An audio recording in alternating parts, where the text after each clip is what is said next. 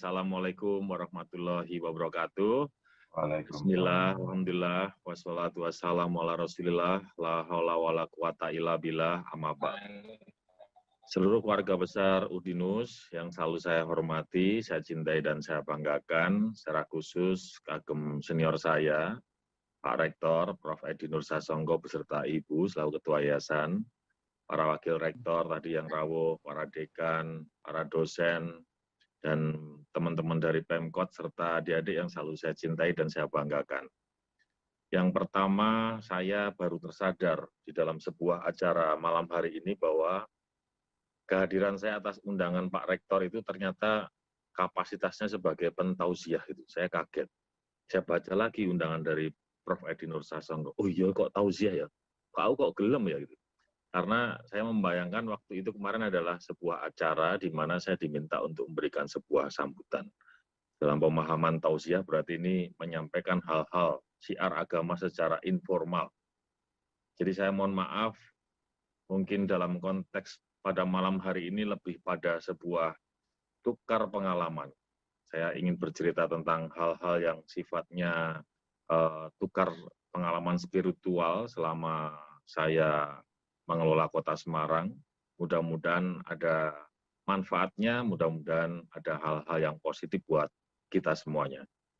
Nah, yang kedua, kami mewakili pemerintah Kota Semarang juga mengucapkan terima kasih kepada seluruh keluarga besar Udinus, Universitas Dian Nuswantoro, karena kegiatan-kegiatan seperti Khataman Al-Quran yang hari ini sudah masuk putaran 119 ini adalah sebuah aktivitas kegiatan yang sangat penting, di mana spiritual dan kegiatan secara fisik ini harus berjalan beriringan. Ikhtiar harus dilakukan, tapi pasti atas izin Allah, ikhtiar itu akan bisa berhasil dikabulkan. Sama seperti yang sedang dilakukan oleh seluruh keluarga besar Udinus. Di saat kemudian pandemi COVID-19, tapi kami melihat bahwa keberadaan Udinus sungguh luar biasa. Sungguh memiliki sebuah kepedulian, kontribusi yang besar, terutama buat kota kita tercinta Semarang termasuk untuk NKRI. Tadi Prof. Edi selaku Rektor sudah bercerita, kami ini dipinjemin tempat dari tanggal 28 Juni sampai 23 Juli untuk sentra vaksin. Itu rembukannya gampang sekali. Kami perlu tempat, Pak Rektor, oh monggo silahkan dipakai saja. Yang lain-lainnya, Pak Rektor udah, pokoknya kita ikut partisipasi, luar biasa. Belum lagi kegiatan-kegiatan beasiswa mencerdaskan adik-adik kita, tidak hanya yang dari Semarang, pasti juga di wilayah NKRI, juga terus dilakukan oleh Udinus, dan itu pasti sumbangsinya sangat besar untuk bisa mencerdaskan generasi di bawah kita. Saya juga ingat, waktu kita memulai sebuah komitmen untuk bisa meluncing namanya Semarang Smart City tahun 2013, kami sangat-sangat dibantu oleh keluarga besar Udinus, Pak Rektor, dan juga Mas Sidik, yang waktu itu tiktokan sama Pak Nana dari Infokom, dan alhamdulillah dengan modal nekat, kita kemudian berhasil mewujudkan Smart City, Semarang Smart City. Nah, modal nekat ini kami pakai juga pada malam hari ini untuk bisa sharing kepada Bapak Ibu sekalian. Bapak Ibu, sederek, sesepuh, bini sepuh yang selalu saya hormati dan saya banggakan, bahwa keimanan dan ketakwaan kita ini memang kadang-kadang diuji oleh Allah Subhanahu wa Ta'ala. Tapi yakinlah bahwa pada saat kita kemudian menjadi umat yang beriman, tadi indikatornya disampaikan Pak Rektor, sholatnya rajin, baik wajib maupun sunnah, membaca Quran, mengamalkan, insya Allah kita akan menjadi umat yang selalu dalam lindungan dan diberkahi Allah Subhanahu wa Ta'ala. Nah, kegiatan khatam Quran ini, kalau tadi saya sudah perhatikan dan saya browsing-browsing, paling tidak 3 hal yang kita bisa simpulkan. Dengan membaca dan mengamalkan Quran, insya Allah para malaikat akan memohonkan ampun untuk kita semuanya. Dan mudah-mudahan kita semuanya, seluruh keluarga besar Udinus, seluruh warga Kota Semarang, dan termasuk seluruh masyarakat Republik Indonesia ini selalu mendapatkan lindungan dari Allah Subhanahu wa Ta'ala. Kemudian juga dengan mengkhatamkan Al-Quran, insya Allah kita akan selalu diberi ketenangan dalam situasi apapun. Nah, kemudian memulai sebuah kehidupan, saya rasa selain kita mempunyai rasa iman dan takwa sebagai umat Islam, kita menginginkan diri kita menjadi seorang manusia yang baik. Dari kita lahir pun orang tua kita, saya yakin mereka juga menginginkan kita menjadi orang yang baik, berguna buat nusa bangsa. Kalau lagi di gudang gitu kan, wah mudah-mudahan anakku dadi wong apik, iso dadi pemimpin bangsa, iso dadi guru sing apik, semuanya selalu doanya baik. Nggak ada orang tua yang kemudian ngundang, mudah-mudahan anakku dadi preman gede, kayaknya nggak ada. Atau mudah-mudahan anakku jadi penjudi besar, kayaknya juga nggak ada. Maka, kalaupun ada itu pasti orang yang tidak normal. Dan orang tidak normal jumlahnya tidak banyak di dunia ini. Maka menuju baik inilah yang kemudian harus kita kelola dan kita wujudkan dengan sedetail mungkin. Tantangannya adalah kadang-kadang konteks baik ini buat beberapa orang berbeda-beda. Saya punya cerita. Suatu ketika saya memberi masukan pada kawan saya. Mungkin kamu harus berbuat baik ya sama orang lain. Misalnya apa, Mas Hendy? Ya misalnya kamu lihat sekeliling, tetangga-tetanggamu. Kalau emang harus dibantu, bantulah. Misalnya bantu sembako, atau bantu apa, terutama yang kemudian kesulitan makan. Mas Hendy, aku sudah berupaya seperti itu.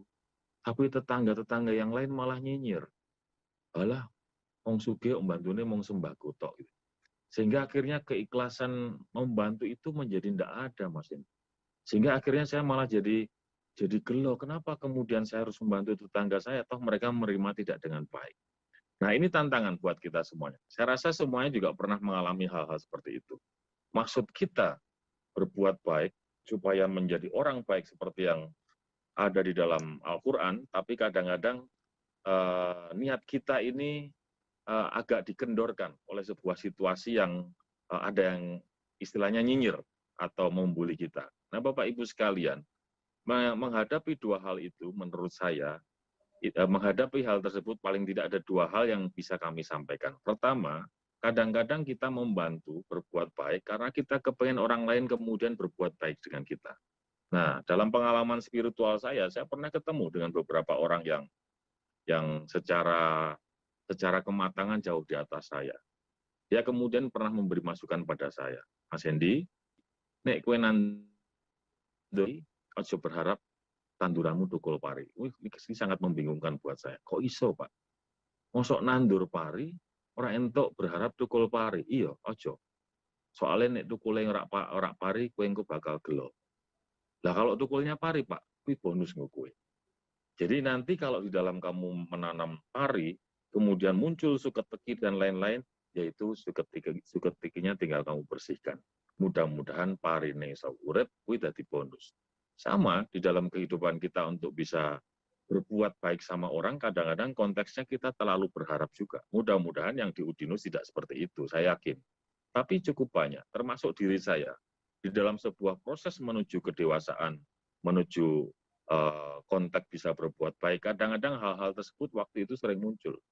Ya ampun, aku wis apian karo kae kok ternyata kae jahat mbek aku. Ya itu artinya itu menjadi sebuah kendala juga pada saat kita harus ikhlas berbuat baik. Yang kedua, yang ingin kami sampaikan, bahwa kita ini harus menanam kebaikan sedemikian rupa. Maka harus ikhlas. Maka kemudian tidak perlu memperdulikan orang nyinyir. Tidak perlu memperdulikan orang yang kemudian membuli kita. Yang penting niatnya baik kok. Orang mau ngeritik kita, orang mau kemudian membuli kita, orang kemudian nyinyir sama kita, wah saya mohon maaf. Gitu aja yang paling enteng. Mohon maaf, saya tidak punya pikiran untuk bisa membahas hal-hal seperti itu. Saya kepengennya menjadi orang yang baik, yang kemudian keimanan saya juga semakin baik, dan insya Allah nanti bisa masuk surga. Itu sudah selesai. Jadi dengan demikian, lakukanlah hal-hal yang menurut panjenengan ikhlas. Kecil besar semuanya adalah hitungan dari Allah. Yang penting kita ikhlas. Nah, artinya Bapak Ibu sekalian, dua hal yang kadang-kadang ada di dalam pikiran kita ini harus kita selesaikan dulu. Satu, ikhlas. Jangan pernah kemudian kita terlalu berharap orang lain baik pada kita karena kita sudah baik. Yang kedua, nggak perlu pedulikan apapun kata orang, yang penting kita sudah melakukan kebaikan. Nah, proses menuju kebaikan itu insya Allah semakin hari semakin lambat laun pasti menjadi sebuah pembelajaran spiritual kita yang luar biasa.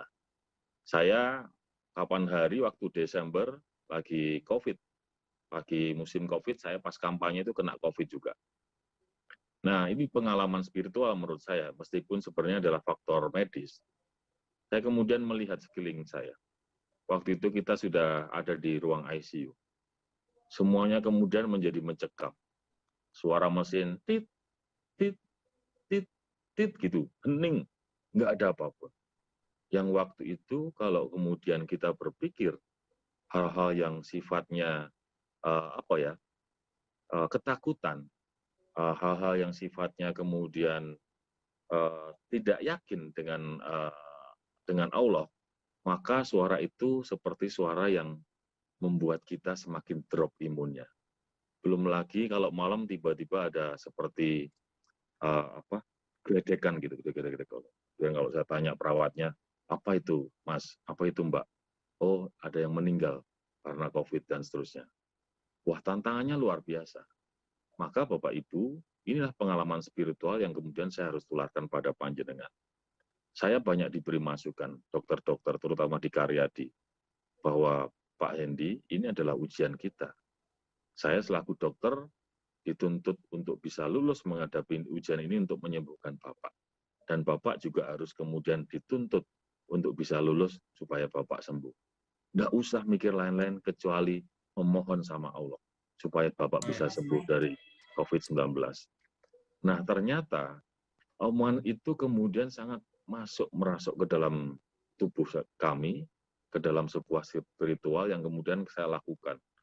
Malam mohon pada Allah habis tahajud, baca Quran, sholat wajib, dan terus itu menjadi sebuah rutinitas.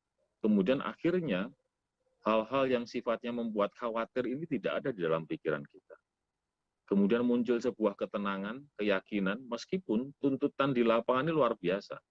Coba Bapak Ibu bayangkan, pada saat kampanye, saya tidak kampanye tapi di rumah sakit. Kalau kemudian saya mikirnya, wah kudu menang, kudu menang, maka bisa saya pastikan saya kemudian tidak tenang itu di rumah sakit. Tapi saya kemudian harus menikmati. Karena itulah hal yang saya dapatkan dengan saya kemudian berserah pada Allah, kemudian saya selalu memanjatkan doa, pasrah pada Gusti Allah, saya bisa melewati proses itu dengan baik dan alhamdulillah Allah masih memberikan kesempatan pada saya untuk bisa tetap berkumpul bersama panjenengan membangun Semarang yang hebat. Nah, saya rasa itu Bapak Ibu sekalian, cukup banyak hal yang sebenarnya ingin kami sampaikan, tapi mungkin waktu juga yang membuat harus kita batasi. Tapi paling tidak, mari kemudian kita meyakini sebagai umat Muslim, sebagai bagian daripada umat Islam, bahwa apapun yang sedang kita rasakan, kita harus kemudian bersyukur. Kalau kita menghadapi sebuah fase yang sedang terpuruk, lihatlah ke bawah kita. Bahwa ternyata masih ada orang yang kemudian hidupnya di bawah kita. Saya pernah diprotes sama mahasiswa, Pak, nggak bisa gitu dong Pak. Saya nilainya sudah masih ada teman saya yang nilainya di bawah bukan hanya nilainya di bawah mungkin temanmu ada juga yang nggak bisa ikut ujian karena dia sedang sakit, kamu harus bersyukur. Nah, sama seperti kehidupan kita yang lain. Tapi sebaliknya, pada saat kemudian kita ada dalam sebuah kebahagiaan, kita sedang sukses melakukan sebuah hal, lihatlah di atas. Masih banyak masih banyak orang yang ada di atas kita. Meskipun saya sebagai wali kota, saya tetap dituntut untuk bisa andap asor dan lain-lain. Kenapa? Karena di atas kami masih ada gubernur, ada menteri, ada presiden. Sama juga, nanti misalnya teman-teman, para adik-adik kita yang kemudian nilainya dapat A, ya tidak usah sombong. Karena perjalanan di atas masih banyak hal-hal yang harus kita lewati. Nah, dengan konteks ini, kami yakin sekali kemudian kita akan menjadi sebuah insan yang semakin hari semakin baik, dengan keimanan dan ketakwaan yang semakin meningkat, dan insya Allah kita menjadi umat yang selalu dalam lindungan Allah SWT. Itu saja yang bisa kami sampaikan. Wabillahi taufiq wal hidayah. Assalamualaikum warahmatullahi wabarakatuh.